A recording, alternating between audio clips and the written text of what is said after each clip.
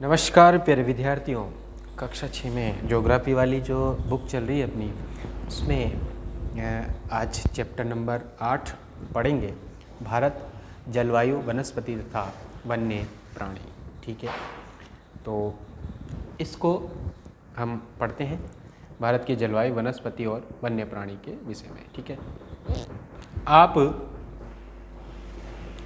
मौसम के बारे में प्रतिदिन समाचार पत्रों में पढ़ते हैं तथा टेलीविज़न पर देखते हैं और दूसरों को इस संबंध में बातें करते हुए सुनते हैं। बिल्कुल सुनते हैं, समाचार पत्रों में, टीवी में आगे हम देखते हैं मौसम के बारे में। आप जानते हैं कि मौसम वायुमंडल में दिन प्रतिदिन होने वाला परिवर्तन है। मौसम क्या होता है? रोज़ का जो बदलता हुआ दिन प्रतिदिन का जो है वो मौसम है। इसमें तापमान, वर्षा तथा सूर्य की विकिरण इत्यादि शामिल होती है। उदाहरण के लिए मौसम कभी गर्म तो कभी ठंडा होता है, कभी आसमान में बादल छा जाते हैं तो कभी वर्षा होती है। आपने ध्यान दिया होगा कि जब बहुत दिनों तक मौसम गर्म रहता है तो आपको ऊनी वस्त्रों की आवश्यकता नहीं पड़ती। आप खाने पीने में ठंडे पदार्थों को पसंद करते हैं। इसके विपरीत ऐसे भी दिन होते हैं कि आपको ऊनी वस्त्रों के बिना ठंड लगती है, ठंडी और तेज़ हवाएं चलती है। इन दिनों में आप गर्म चीज़ें खाना पसंद करते हैं। ठीक है, तो सामान्यतः भारत में प्रमुख मौसम जो होते हैं वो देखते हैं हम। सबसे पहले दिसंबर से फरवरी तक ठंडा मौसम, जो अभी का मौसम चल रहा है, ये ठंडा ही मौसम कहलाएगा, सर्दी का मौसम जिसको कहेंगे हम। फिर मार्च से लेकर मई तक गर्म मौसम, नहीं गर्मी का मौसम आ जाएगा। फिर जून से सितंबर तक दक्षिण पश्चिम मानसून का जो मौसम है वो वर्षा कहलाएगा। और अक्टूबर और नवंबर में मानसून का लौटने का जो काल है वो शरद होगा। ठीक है, तो इस हिसाब से देखा जाए तो अभी ये शरद ऋतु ही चल रही है। ठीक है, अब उसके बाद सर्दी हो जाएगी शुरू। तो सबसे पहले देखते हैं हम शीत ऋतु को। ठीक है, ठंडे मौसम में सूर्य की सीधी किरणें नहीं पड़ती है, जिसके परिणाम स्वरूप उत्तर भारत का तापमान कम हो जाता है। तो सूर्य की किरणें क्या होती है? सीधी नहीं पड़ती, तिरछी पड़ती। इस कारण से उत्तर भारत का तापमान कम हो जाता है और ठंड पड़ने लगती है। गर्मी देखते हैं हम।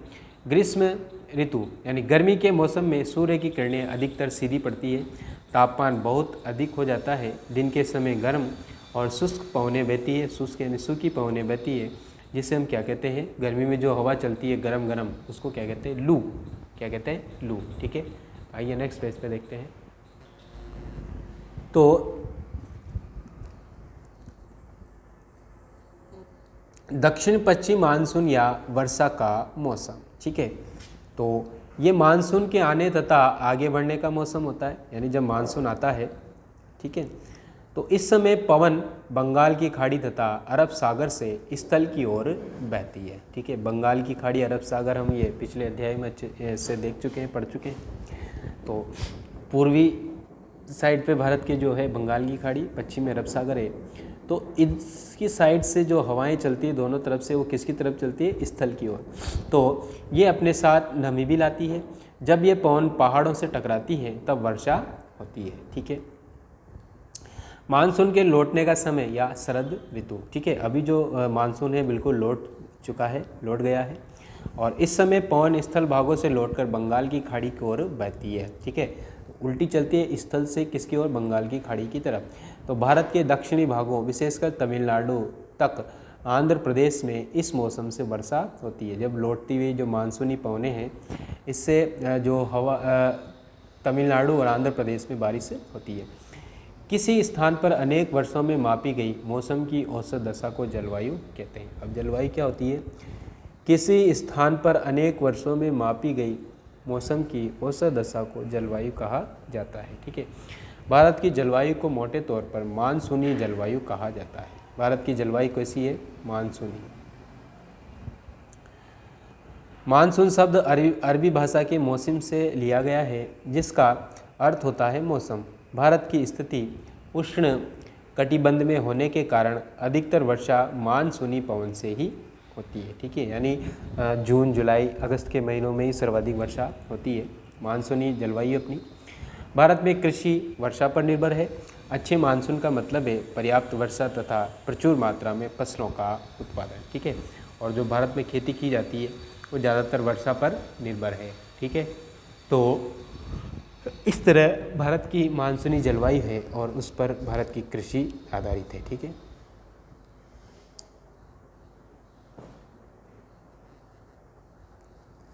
तो यहाँ जो देखते हैं कुछ, अगर किसी वर्ष मानसूनी वर्षा कम हो या वर्षा हो ही नहीं तो क्या होगा? सही उत्तर क्या क्या में राइट लगाना है। फसल क्या होगी? प्रभावित होगी, बिल्कुल होगी। कुएं से पानी का स्तर, कुएं के पानी का स्तर कहाँ चला जाएगा? नीचे चला जाएगा या ऊपर आ जाएगा? नीचे चला जाएगा। गर्मी का मौसम कैसा होगा? लंबा होगा। इस तरह से प्रभाव पड़ता है मानसून का। तो आइए नेक्स्ट पेज में देखते हैं। तो देखिए, किसी स्थान की जलवायु उसकी स्थिति, ऊंचाई, समुद्र से दूरी तथा उच्चावच पर निर्भर करती है। ठीक है, कहीं की भी, किसी भी स्थान की या देश की, किसी की भी अगर जलवायु हम जांचना चाहें तो वो किस पर निर्भर रहती है, ये ज़रा देखते हैं। किस पर होती है? इसमें बताया है कि ऊंचाई, स्थिति, एक तो वहाँ की स्थिति कैसी है, ठीक है, और ऊंचाई, समुद्र तल से ऊंचाई कितनी है, समुद्र से दूरी कितनी है, तथा उच्चावच पर निर्भर करती है। ठीक है, वहाँ का जो धरातल किस तरह का है वो। इसलिए हम भारत की जलवायु में क्षेत्रीय विभिन्नता का अनुभव करते हैं। यानी इसलिए क्योंकि भारत का जो भूमि है, संपूर्ण भूमि, वो एक जैसी नहीं है और किसी जगह पठार है, कहीं पर्वत है, कहीं मैदान है, कहीं पहाड़ है। तो इस कारण भारत की जो जलवायु में विभिन्नता अनुभव होती है। यानी हर क्षेत्रीय विभिन्नता, यानी क्षेत्र के अनुसार अलग अलग तरह की जलवायु हमें मिलती है। तो राजस्थान के मरुस्थल में स्थित जैसलमेर, बीकानेर बहुत गर्म स्थान है। ठीक है, जबकि जम्मू तथा कश्मीर के द्राक एवं कारगिल में बर्फीली ठंड पड़ती है। तटीय क्षेत्र, ठीक है, मुंबई तथा कोलकाता की जलवायु मध्य में, ठीक है, ना गर्मी ना सर्दी, वे न ही अधिक गर्म है और न ही अधिक ठंडे। ठीक है, इसके विपरीत यदि हम राजस्थान के जैसलमेर, बीकानेर की बात करें तो वहाँ की जलवायु गर्म है। जम्मू कश्मीर के वहाँ द्राक्ष और कारगिल की बात करें तो यहाँ पर ठंडी जलवायु मिलेगी। और तटीय क्षेत्र जैसे मुंबई, कोलकाता है, यहाँ की जलवायु मध्य में, न तो अधिक गर्म और न ही अधिक ठंडी। ठीक है, समुद्र तट पर होने के कारण ये स्थान बहुत अधिक आर्द्र है। ठीक है, यहाँ वर्षा ज़्यादा होती है। विश्व में सबसे अधिक वर्षा मेघालय में स्थित, अंडरलाइन करो इसको, पूरे विश्व में सबसे ज़्यादा वर्षा कहाँ होती है? मौसिनराम। कहाँ पर है? मेघालय। और मेघालय कहाँ पर है? भारत में। ठीक है, जबकि किसी वर्ष राजस्थान के जैसलमेर में वर्षा होती ही नहीं। ठीक है, एक तो मेघालय ऐसा है जहाँ पूरे विश्व में, वहाँ का जो मौसिनराम, ये जगह का नाम है मेघालय में। ठीक है, मेघालय राज्य है ना, वहाँ मौसिनराम में यहाँ सबसे ज़्यादा वर्षा होती है। और एक अपना राजस्थान है, वहाँ पर जैसलमेर में कभी कभी क्या होता है? वर्षा आती ही नहीं होती। ठीक है, अब देखते हैं प्राकृतिक वनस्पतियाँ, किस क्षेत्र में किस प्रकार की वनस्पतियाँ पाई जाती है। हम अपने चारों तरफ विभिन्न प्रकार का पादप जीवन देखते हैं। हरे घास वाले मैदान में खेलना कितना अच्छा लगता है, सबको अच्छा लगता है। कुछ पौधे छोटे होते हैं जिन्हें झाड़ी कहा जाता है, देखा होगा आपने। ये रेतीले इलाकों में जहाँ बरसात कम होती है वहाँ झाड़ियाँ ज़्यादा होती है। ठीक है, कंटीली झाड़ियाँ देखी हो कभी, तो इस तरह की जलवायु वनस्पतियाँ वहाँ पाई जाती है। ठीक है, और मैदानों में अलग होती है, पहाड़ों में अलग होती है, सब जगह अलग अलग होती है। ठीक है, जैसे छोटे पौधे होते हैं जिन्हें झाड़ी कहा जाता है, जैसे कैक्टस तथा फूलों वाले पौधे। ठीक है, फूल के पौधे भी छोटे छोटे होते हैं। इसके अतिरिक्त बहुत से लंबे वृक्ष होते हैं, उनमें से कुछ में बहुत शाखाएं होती है, यानी डालियाँ होती है, पत्तियाँ होती है, जैसे नीम, आम का। कुछ वृक्ष ऐसे होते हैं जिनमें पत्तियों की मात्रा बहुत कम होती है, जैसे नारियल, नारियल में पत्ते कम होते हैं। घास, झाड़ियाँ तथा पौधे जो बिना मनुष्य की सहायता से उपजते हैं। एक तो घास कोई मनुष्य लगाता नहीं है, ये देखना आप कभी मैदानी क्षेत्रों में। झाड़ी झंकाड़ कहीं भी उग जाते हैं, तथा पौधे, ठीक है, तो बिना मनुष्य की सहायता से उपजते हैं, उन्हें प्राकृतिक वनस्पति कहा जाता है। जैसे वन, ठीक है, वनों में उगने वाले, उनको कोई मनुष्य थोड़ी लगाता है। ठीक है, क्या आप कभी ये नहीं सोचते कि ये एक दूसरे से किस प्रकार भिन्न है?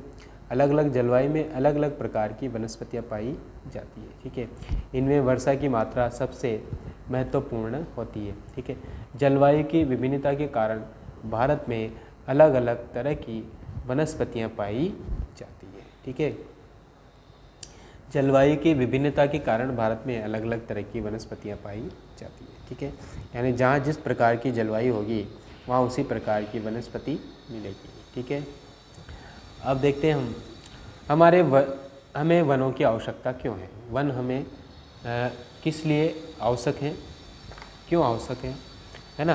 तो ये पढ़ते हैं। वन हमारे लिए बहुत ही लाभदायक है, ये तो सभी जानते हैं। विभिन्न कार्य करते हैं। ठीक है, कौन कौन से कार्य करते हैं वन, जैसे पेड़ पौधे हैं अगर वनों में तो वो ऑक्सीजन देते हैं जिसे हम श्वास में रूप में लेते हैं और कार्बन डाइऑक्साइड को ग्रहण करते हैं। पेड़ पौधों की जड़ें मिट्टी को बांध कर रखती है तथा इस प्रकार मिट्टी के अपरदन को रोकते हैं। तो इसलिए वन हमारे लिए आवश्यक है। एक तो ऑक्सीजन मिल जाती है, पेड़ पौधे जो होते हैं वो मिट्टी को अपनी जड़ों से बांध के रखते हैं और इससे अपरदन मिट्टी का कटाव नहीं होता है। आगे देखते हैं और क्या लाभ है हमें वनों से। वनों से हमें ईंधन, लकड़ी, चारा, जड़ी बूटियाँ, लाख, शहद, गोंद इत्यादि भी प्राप्त होते हैं। ठीक है, वन्य जीवों के प्राकृतिक निवास होते हैं, यानी वन्य जीव जो होते हैं वो वनों में निवास करते हैं। पेड़ों की अंधाधुंध कटाई के कारण भारी मात्रा में प्राकृतिक वनस्पतियां समाप्त हो गई है। हमें अधिक पौधे लगाने चाहिए, जो पेड़ बचे हैं उनकी रक्षा करनी चाहिए एवं लोगों को पेड़ों के महत्व के बारे में बताना चाहिए। हम लोग कुछ खास आयोजन जैसे वन महोत्सव मनाकर अधिक से अधिक लोगों को इस प्रयास में शामिल कर सकते हैं तथा पृथ्वी को हरा भरा रख सकते हैं। ठीक है, तो ये बात आप विशेष रूप से ध्यान रखें कि हमें अधिक अधिक पेड़ लगाएं, वनों को कटने से रोकें। ठीक है,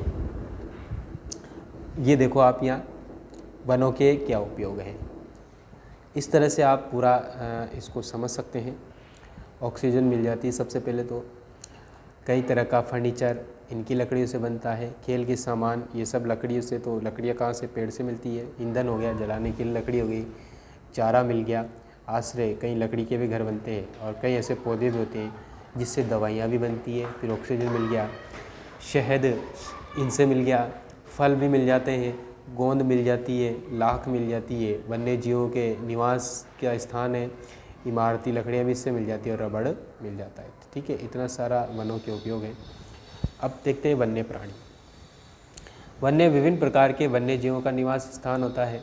वनों में जंतुओं की हजारों प्रजातियां तथा बड़ी संख्या में विभिन्न प्रकार के सरीसृपों, उभयचरों, पक्षियों, स्तनधारियों, कीटों तथा कृमियों का निवास होता है। ठीक है, किसमें, वनों में जंतुओं की हजारों प्रजातियां होती है और वहाँ बड़ी संख्या में सरीसृप जीव हो गए, उभयचर हो गए। उभयचर जो पृथ्वी और आकाश में या जल में या थल में दोनों में रह सकते हैं ना। फिर पक्षी, स्तनधारी जीव हैं, कीड़े हो गए, है ना, कृमि, ये सब के निवास क्या होता है, वन। ठीक है, तो आइए आगे पढ़ते हैं, आगे देखते हैं। तो बाघ हमारा राष्ट्रीय पशु है, हम सब जानते हैं। ठीक है, ये देश के विभिन्न भागों में पाया जाता है। गुजरात के गिर वन में एशियाई शेरों का निवास है। गुजरात में गिर के वन है, ठीक है ना, वन का नाम है गिर, वहाँ पर एशियाई शेर मिलते हैं। हाथी तथा एक सींग वाले गैंडे असम के जंगलों में घूमते हैं। असम के जंगलों में क्या मिलता है, एक तो हाथी वहाँ ज़्यादा मिलेंगे और एक सींग वाले गैंडे। ठीक है, हाथी केरल एवं कर्नाटक में भी मिलते हैं। ठीक है, हाथी और कहाँ मिलेंगे, अपने कर्नाटक और केरल में। ठीक है, मतलब दक्षिण भारत के राज्य हैं ये। ऊँट भारत के कहाँ मिलेंगे, रेगिस्तान में, और रेगिस्तान अपने किधर है, राजस्थान में। जंगली गधा कच्छ के रण में पाए जाते हैं। कच्छ कहाँ पड़ता है, गुजरात में। ठीक है, जंगली बकरी, हिम तेंदुआ, भालू आदि हिमालय के क्षेत्र में पाए जाते हैं। इनके अलावा अतिरिक्त बहुत से दूसरे जानवर हैं, जैसे बंदर है, सियार है, भेड़िया, नीलगाय, चीतल, ये भी हमारे देश में बहुत पाए जाते हैं। ठीक है, भारत में पक्षियों की भी ऐसी प्रचुरता है। मोर हमारा क्या है, राष्ट्रीय पक्षी है। भारत में पक्षी तोता, मैना, कबूतर, बुलबुल तथा बत्तख आदि हैं। अन्य बहुत सारे राष्ट्रीय पक्षी उद्यान हैं जो पक्षियों को उनका प्राकृतिक निवास प्रदान करते हैं। उद्यान शिकारियों से पक्षियों की रक्षा करते हैं। क्या आप अपने क्षेत्र में पाए जाने वाले 5 पक्षियों के नाम बता सकते हैं? क्यों नहीं बता सकते, आराम से बता सकते हैं। ठीक है, अब आप भी सोचिए कि आपके क्षेत्र में क्या कौन से 5 पक्षी हैं जो पाए जाते हैं और जिनको आपने देखा है, आप उनको पहचानते हैं, उनके नाम बता सकते हैं। ठीक है, तो भारत में सांपों की सैकड़ों प्रजातियां पाई जाती हैं, उनमें कोबरा एवं करेत प्रमुख है। ये बहुत डेंजर सांप होते हैं, बहुत जहरीले होते हैं। वनों के कटने तथा जानवरों के शिकार के कारण भारत में पाए जाने वाले वन्य जीवों की प्रजातियां तेज़ी से क्या हो रही हैं, घट रही हैं। बहुत सी प्रजातियां तो समाप्ति भी हो चुकी हैं। उनको बचाने के लिए बहुत से नेशनल पार्क, पशु विहार तथा जीवमंडल आरक्षित क्षेत्र स्थापित किए गए हैं। सरकार ने हाथियों तथा बाघों को बचाने के लिए बाघ परियोजना एवं हस्ती परियोजना जैसी परियोजनाओं को शुरू किया है। क्या आप भारत के कुछ पशु विहारों के नाम तथा मानचित्र पर उनकी स्थिति बता सकते हैं? जैसे कई तरह के अभी हमने देखे, जैसे गिर का राष्ट्रीय वन ये गुजरात में है, कच्छ का है, असम का काजीरंगा राष्ट्रीय उद्यान है ना, और अपने राजस्थान में भी है। तो ऐसे भी राजस्थान में अगर अपन कोटा में भी है, दरा मुकुंदरा अभ्यारण्य है ना, नेशनल पार्क है। तो ऐसे बहुत सारे हैं, हम बता सकते हैं, मैप में बिल्कुल बता सकते हैं। तो आइए नेक्स्ट पेज पे देखते हैं। ये चित्र देखिए आप, शेर, ये हाथी हैं, ये चीता है। तो इस तरह से कई जंगली जानवर, गेंडे वगैरह आपको दिख रहे होंगे इसमें। ठीक है ना, तो अगले पेज पे देखते हैं।